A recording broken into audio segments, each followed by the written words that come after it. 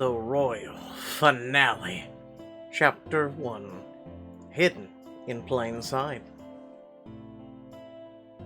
You stand on one of Applewood's balconies with King Eric, who's just revealed the existence of a secretive group called the Imperi. I've come to relay an offer, Queen Riley. We want you and your friends to join us. Eric, is this some kind of joke? You just told me that Bartholomew, the man who tried to steal my daughter, was working for you. If you're responsible for him, you're responsible for all the pain he ever caused my family in Cordonia. Bartholomew and the other instigators' methods were extreme, and not everyone in the V Imperi agreed with them. Our attempts to reach out to King Liam's forebears never succeeded, but Bartholomew's failure and the influence of you and your friends has given us a unique opportunity.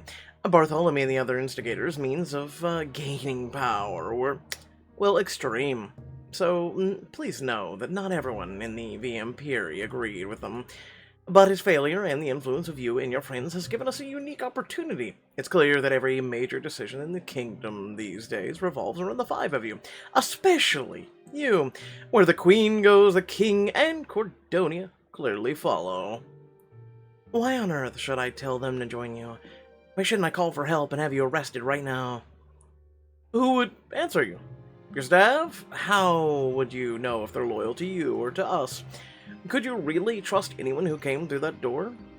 He nods towards the windows to the ballroom to see where Liam and your friends chatting, unaware that the nobles hiding via Imperi pins are right beside them.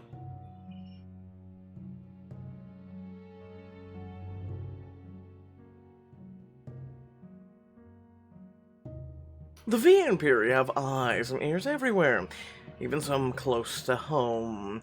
We can use that influence to make things very unfortunate for you and your charming little family. But we can also be a powerful friend. Friends who can provide wealth, peace, and stability. By joining us, you'd simply be reaping the benefits of our influence and getting allies around the world. If what you've told me is true, then what happens if we say no? Instead of having this cordial discussions like this one, we have to apply the full weight of our power to the scales. So why don't you consult your husband and allies before making any hasty decisions?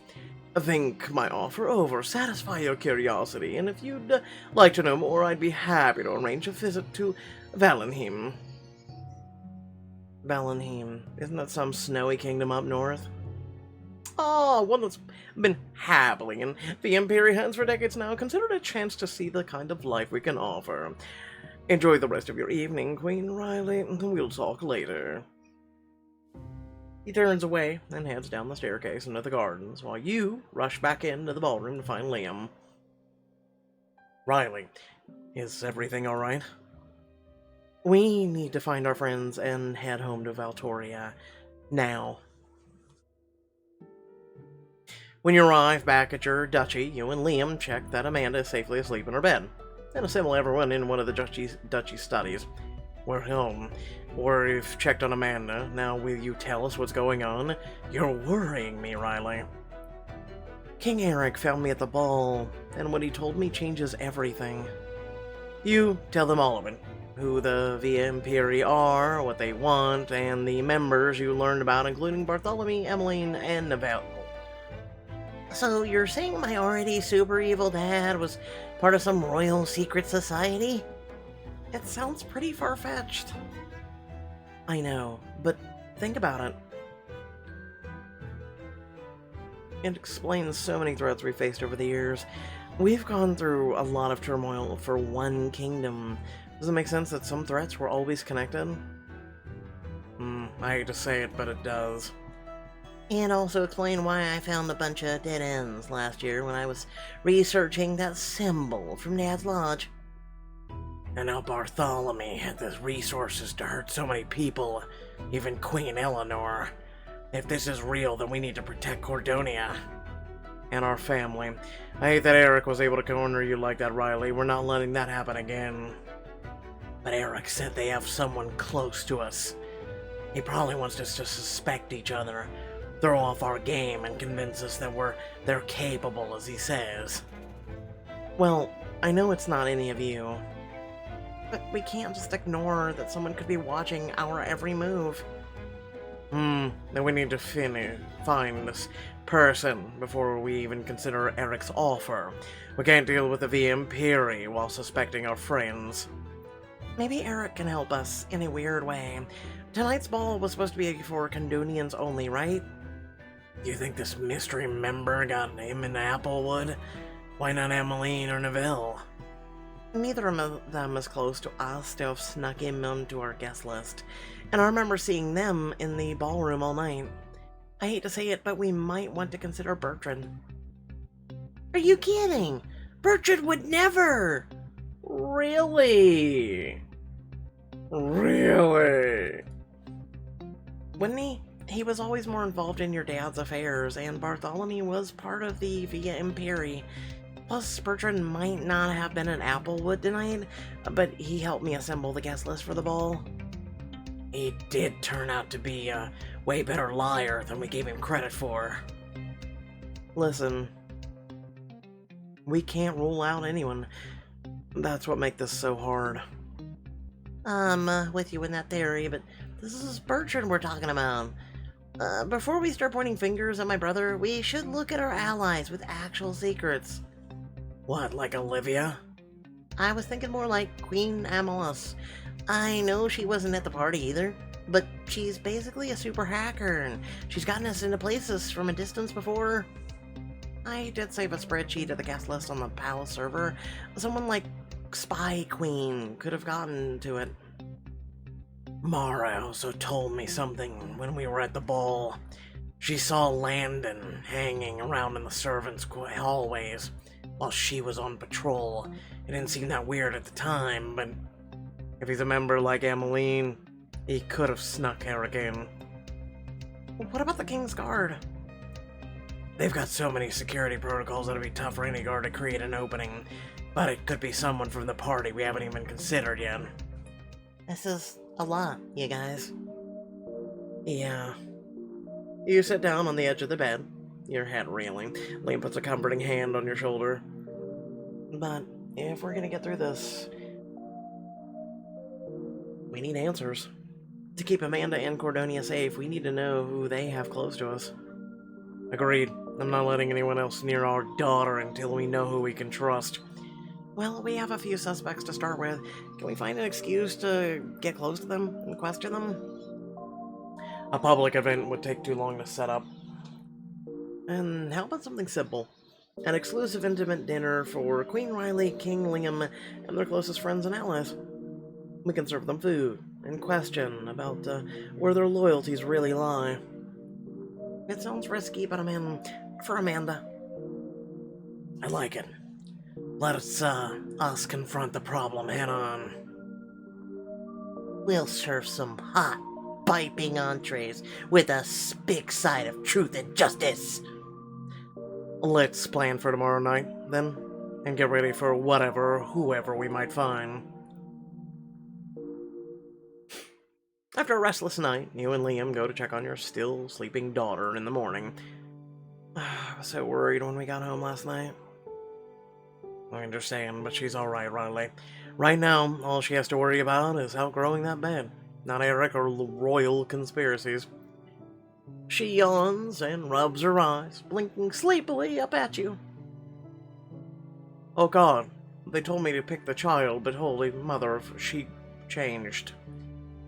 Morning, Mommy. Morning, Daddy. Was your party fun?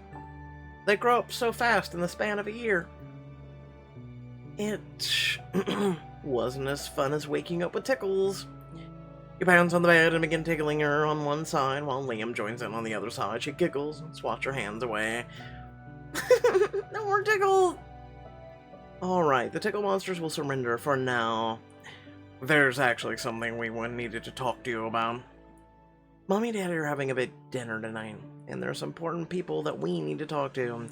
So, we need to get ready, and we're gonna be a little busy talking to people at the party. Okay, can I talk to people too? Of course, sweetheart. We just want you to have fun. But before we start working on this party, we've got a little surprise for you. Oh, the no princess room with the bang noises? That's right. It's finally ready for you to take a look at. You each take one of Amanda's hands, and she trots excitedly down the hall as you lead her into... Wow, new room. A princess bedroom? Ow! Ow! Willow trots in after Amanda, and she hops onto the windowsill, daintily looking around while Bucky and Daisy try to sniff every object in the exciting new room. It's about time you had a big girl room of your own. Thank you, best mommy and daddy ever. Amanda gives you both the biggest hug biggest hug that a 4-year-old can muster. Anything for our princess. Amanda races over to the bed and sits on it, bouncing up and down on the edge, as if she's literally more like a 10-year-old instead of a 4. And she also doesn't look like a 4-year-old to me. It's so big and soft. The royal carpenter did a wonderful job. In fact, she finished so early that I might have to ask her to draft something extra. Something like an extra fancy or girl's new room. Grinning, he pulls out a phone and shows you Amanda, larger, even more comfier bed.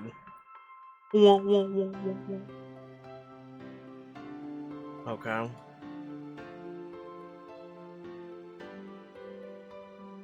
So pretty. We can set that one up for you if you like it better. But the one we have is also pretty cozy. What do you think, Riley? Diamond choice. If that's what you want, then that's what you deserve, Amanda. One new bed coming right up.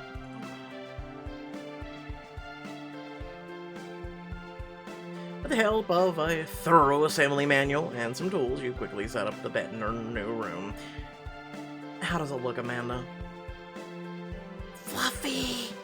She races towards the bed and leaps onto it with all of her might. The plush mattress easily cushions her landing, sending Amanda into a fit of giggles among the many pillows. She's practically sleeping on a cloud. As she bounces happily on her new bed, Liam puts a comforting arm around her shoulders. Or yours. No matter what happens with Eric or the VM Piri, I want her to stay lit just like this. Happy and safe. We'll protect her, Riley. And I'm here to protect you, too. He leads you out into the hallway, leaving Amanda to play. As the door shut behind you, Liam takes your hands in his. No matter what we find tonight, we're not letting anyone threaten our daughter or my wife. Can you really promise that when we don't know what we'll find? I know what you mean, and I know that you mean the world to me, Riley. And I know that I'd move heaven and earth to keep you safe. He pulls you close and kisses you. Liam. You hold him tightly for a few moments, and he embraces you just as tightly. You can count on it, Riley. Although, right this second, we better start checking our guest list for dinner. Later, shortly before dinner, your friends meet up with your family in the boutique. Alright, all of our people of interest said they could make it, so here's hoping we get some answers. No one spies on our family and gets away with it. We'll sniff out their spies before they suspect a thing. And if anyone knows stuff they shouldn't about Eric or the Applewood Ball or Act Shady, text Swordfish to the group chat. Is swordfish for dinner? No, kiddo, it's a code word that your old Uncle Maxwell picked up because it kind of sounds cool. Code word noted, but this is supposed to be a dinner party. We should look the part. And we couldn't leave you out. There's just something special for you on the rack to the left, just to help set the dinner party mood. Say no more. Lavender Dream. Interesting. What's the point of hosting a dinner if we don't go all out? You're so fancy, Mommy. Liam takes your hand and spins you in a gentle twirl, grinning admiringly. And fancy is a very good look on you. There's a knock on the door, and Bastine and Mara step inside. Your guests are beginning to arrive, Your Majesties.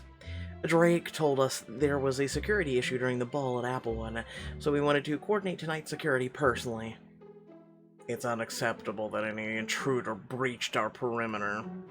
I lost my best friend to a security breach once, and I'm not gonna let that happen to your family. Drake claps a hand on Bastian's shoulder, and the two men share a sympathetic look, clearly thinking about Drake's father. I really hope there won't be anything to worry about tonight, but we appreciate you taking it seriously. All of you. Then if everyone's ready, may I escort you downstairs? I want a piggyback ride. Of course, Your Highness, while you're still small enough for them. Listen, just get bigger and stronger, let's be real. With Amanda on Mara's back, you head down to the Grand Hall where your suspects are milling around the tables, along with a few other exclusively chosen guests. At least one person in this room is working for the Via Imperi.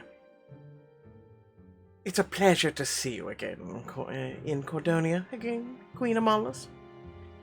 Well, I wasn't about to turn down a free Riley and Liam dinner party.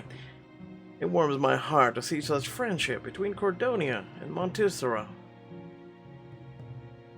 But where do we even start?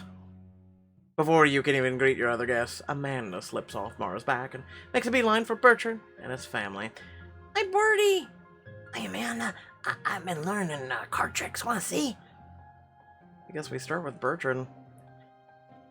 We'll talk to the other guests while you and Maxwell handle him. You and Maxwell join Amanda beside Barney and his parents. Bravo, Riley. You're looking quite elegant tonight, if you don't mind, I say. Barty, please don't flip another card into someone's face. Duke Hakim's lucky he walked away with both eyes. Maybe I should supervise this trick. As Savannah and Amanda follow Barty and his deck of cards, Maxwell places a hand on Bertrand's shoulder to stop him. No tricks for you, big bro.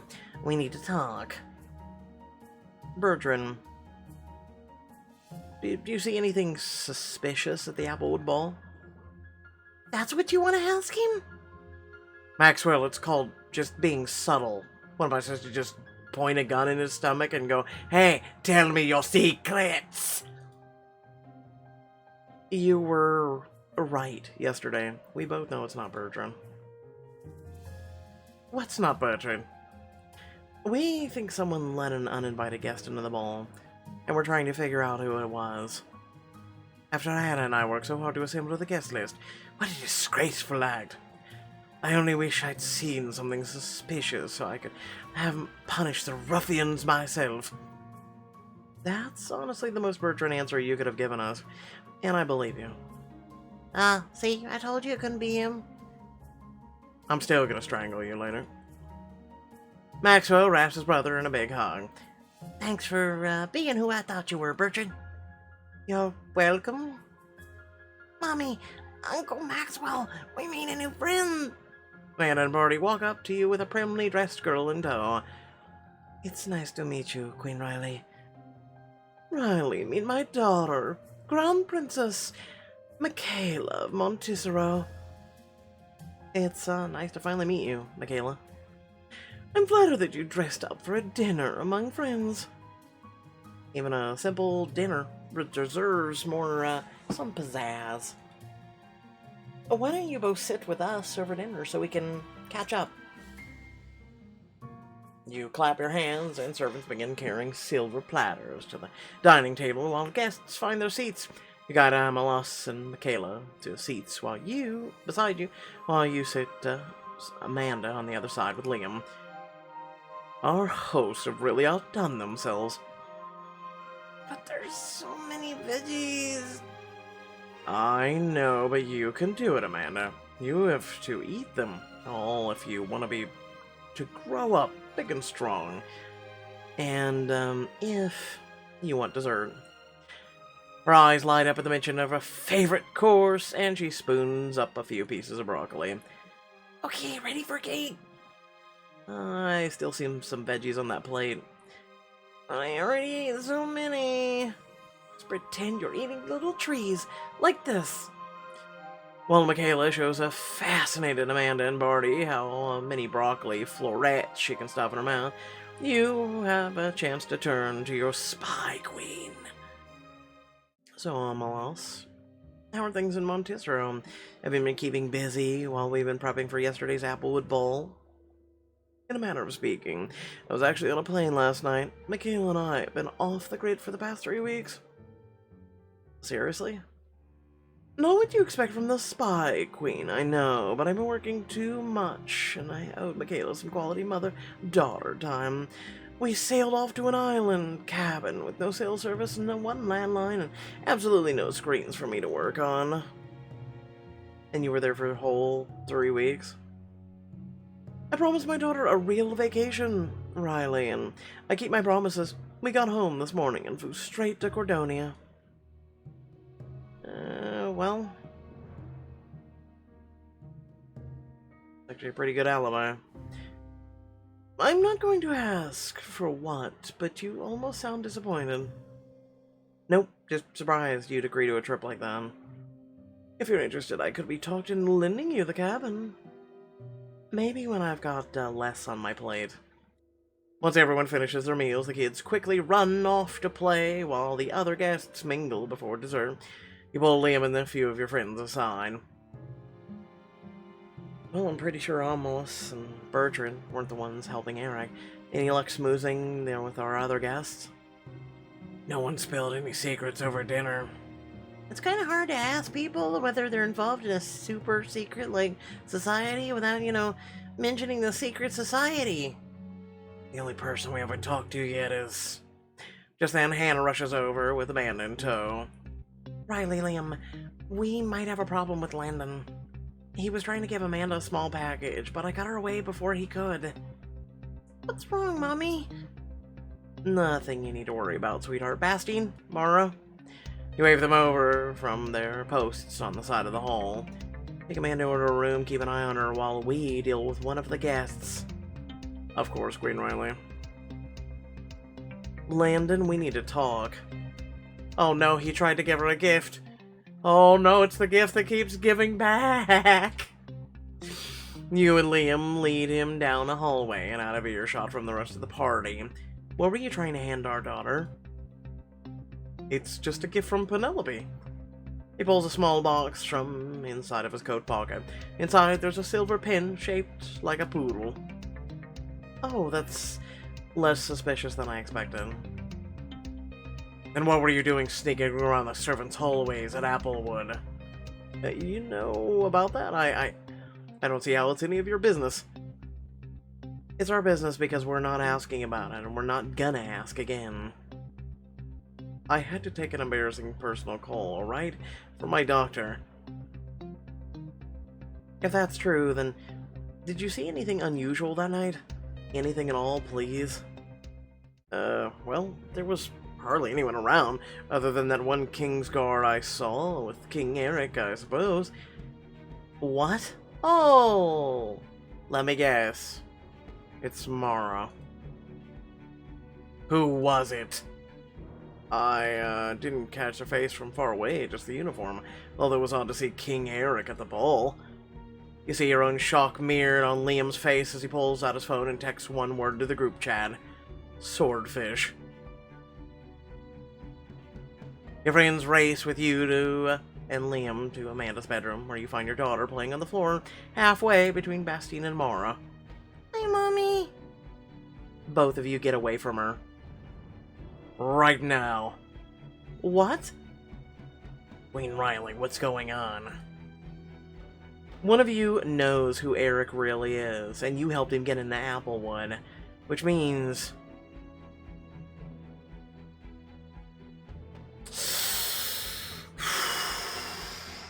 Oh boy.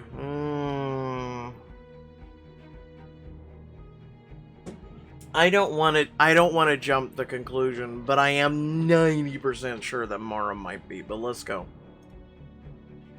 Both Kingsguard turn to face each other with Amanda caught between them. I was wondering why you took over Julian's watch in the side garden that night. Was that it? Were you letting someone in? I just took over so he could make it to dinner with his family. Why were you so slow to answer your radio all night? What were you up to? I don't like everyone fighting. Your daughter tries to step towards you, but Mara moves to intercept her. Queen Riley, for your own safety, for her own safety, the crown princess should get behind me. She's to stay as far away from you as possible, traitor. Or you could both be traitors until we know the truth. I'm removing both of you from your duties. And I'm placing you both in custody until one of your names can be cleared. Both King's guards freeze. Then for the first time, Mara takes a step back from Amanda. I understand. I don't like it, but it's the safest option you have. No, King Liam, this is madness. I can't protect you or the Crown Princess if I'm stuck in some cell. Bastine, this isn't like you. Why are you fighting this? The rest of your friends form a close line behind you, blocking both King's Guard from the door. I'm just trying to do my duty. By disobeying a direct order? By saving you from being tricked by this traitor. Last night isn't the first time he's taken extra duties, King Liam, or covered for someone else's watch. Come to think of it, he's always kept a lot of security matters close to his chest. That's irrelevant. Everything I do to protect my charges. Then look me in the eye and tell me it's not you, Bastine. Tell me you didn't betray the oath that you and my dad took. Tell me you're not working for the people who hurt Liam and Riley. Bastine tries to meet Drake's gaze, and then something inside of him breaks. I'm sorry, Drake. It was always much more complicated than that. No. Wow. We trusted you with our safety and Amanda. With my whole family's lives. Pull Amanda over to you, while Liam steps protectively between you and Bastine. Mara takes a defensive stance at Liam's side. There's only one reason I joined them, King Liam. To protect the people in my care. I don't know much about the bigger picture, but I do know that the Imperi are powerful, and that makes them dangerous. When they approached me all those years ago, I thought it'd be safer to be in their good graces than not. Bastine. Being in their good graces didn't save us from Bartholomew, or Anton, or all the other coups he funded over the years. You've been helping people who had a hand in threatening my kingdom, my family, for decades. If what you're saying is true, then I've been even more of a fool than I thought. I had no idea, I swear. A long, tense silence falls over the room. It's Amanda who finally breaks it. Did Mr. Bastine do something bad? Yes, Amanda, he did. Bastine helped some very bad people. Make a lot of trouble. Oh, no more playing tag with Mr. Bastine? Not anymore.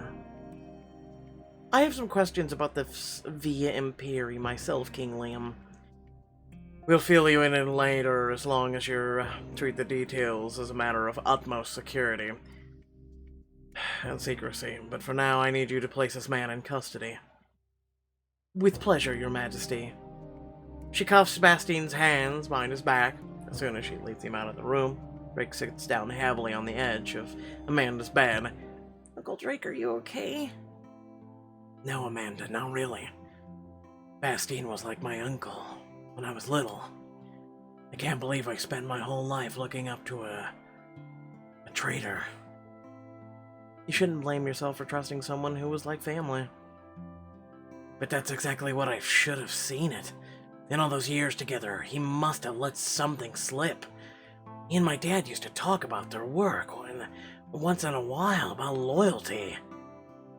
Like on that camping trip they took with us? Yeah, there was something going on with Bastine then, something I didn't really understand. But I bet that was right after he joined the V Imperi. Do you want to talk about it? Speaking from experience, if someone you thought was family let you down, it kind of helps to get it off your chest. And if there's anything you remember about why he joined, or what he was doing for them, it'd be good to know.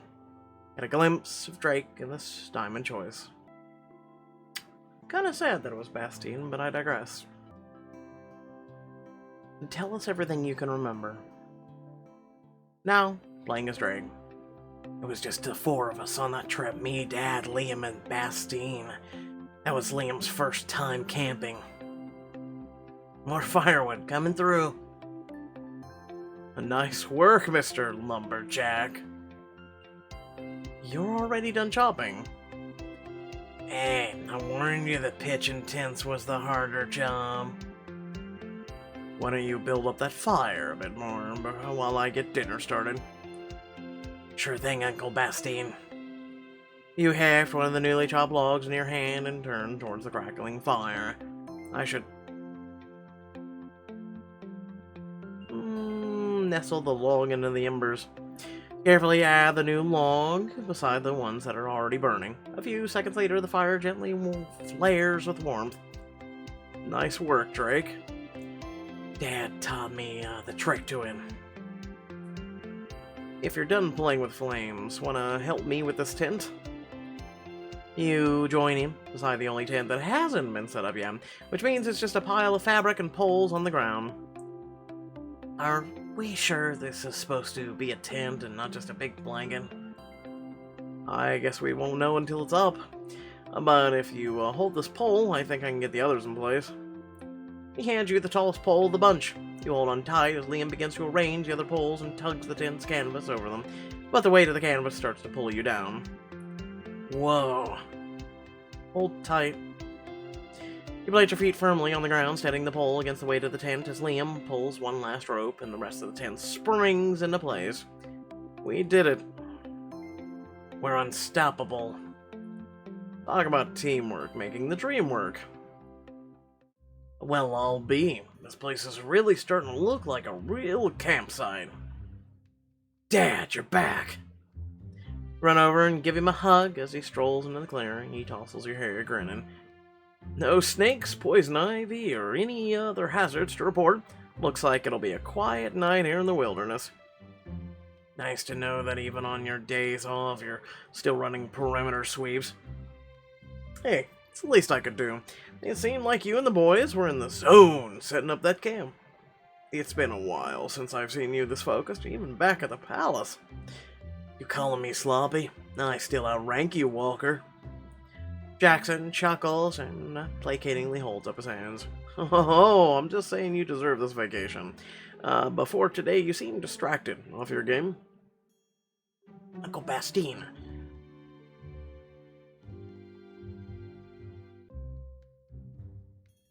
You aren't sick or anything, are you? No, I'm fit as a fiddle. I've just been busy lately. Guess I needed a break more than I thought. You and Liam settle onto a log beside the campfire while the grown-ups start roasting some hot dogs for dinner over the flames. Dinner's just about ready. Could you boys grab the buns and condiments from the cooler? Sure, Dad. You almost miss it while you and Liam dig through the cooler for ketchup and mustard, but your dad whispers something to his best friend over the crackling of the fire. Hey, be real with me. Something at work has been giving you trouble. You sure you don't want me to look into it when we get back? No need. It's been taken care of. Really? Sounds like a big potential breach. I know, but I handle it. After today, no one else needs to worry about it. You frown curiously at them before carrying the dinner supplies back to the campfire. Is everything alright, Em? Everything's fine. We were just talking about another perimeter sweep. It's not hard to think about safety at a time like a job like ours. Jackson, Bastien, can I ask you why you joined the King's Guard? I'm really grateful that you're protecting my family, and I know my parents are too, but you have to risk so much to keep us safe sometimes. Why do it? Your dad glances over at Bastien, both of them weighing the question. Your dad's mouth quirks into a small smile. That's a pretty good question, Your Majesty. I guess I'm not cut out for politics or changing the world, but I know your family are good people. Good for Cardonia. So making sure you're safe to keep doing that is good is my way of making a difference. Exactly. Protecting our charges is priority number one. I do anything to keep them safe. Anything? Well, basically anything. As King's Guard, there are obviously lines we can't cross. A certain reputation we've got to live up to. Bastien's expression flickers for a moment, and then he nods. not quite looking your dad in the eye. A reputation for keeping the Rise family alive. Without the right allies to look out for you, even the noblest people in the world can end up with a target on their backs. Then it's a good thing you and my dad are on the case. There's nothing you can't handle. I don't know about that, son. But we'll always do our best by your family, Liam. Right, Bastine? Of course. Your dad pats his best friend on the back while Bastine glances at the fire, nodding to no one in particular. You'll always have the right friend in your corner.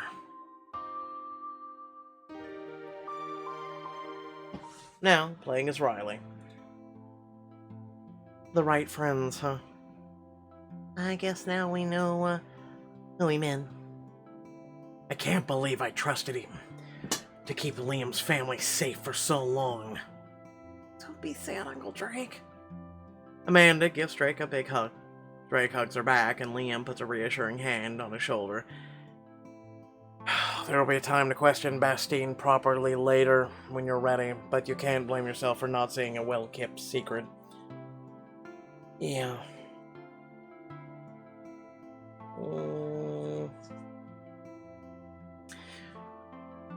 Don't doubt your instincts because of this. Whatever Bastien's been doing all these years, my friend Drake has always kept us safe. And I know he always will. Thanks, Fitty. I'll do everything I can. Bastien having other loyalties wasn't on anyone's radar. At least now we know the truth. And it's time we did something about it. Eric was right about the Via Imperi, that they can be dangerous. Only Mara may have already made her a target. We have no one else unless it's absolutely necessary. The secret stays between us. But we can't fight this threat until we understand them better. If we want to fight them, turning them down outright could be dangerous, especially when they seem to want peace.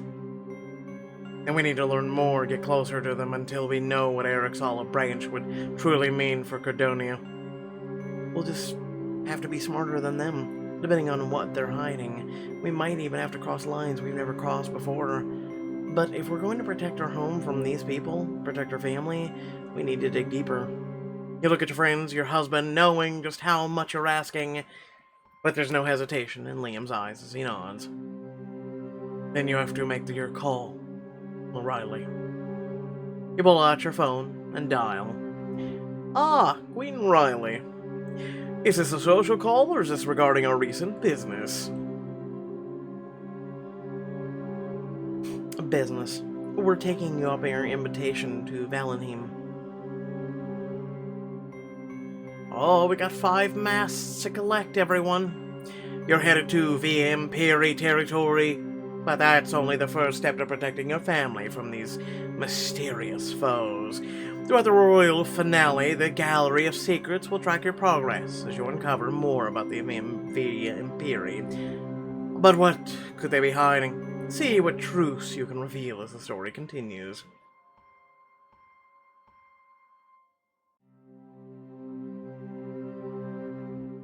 Without further ado, thank you all for watching. Please remember to share, like, share, and subscribe. Head down description below, links to social media, Discord, and if you'd like to support me and my content. Please do make sure to hit that subscribe button. It means a lot. It means you want to become a part of this community. It means you want to receive notifications, especially if you smack that bell icon and be notified when I upload content. And it's very easy. You can be alerted via your PC, your mobile device, or wherever you choose. And yeah, also consider being part of this community. It's just all around a community of awesome people, and get to make friends, and who knows. Thanks again for watching. Catch you all later. Peace out.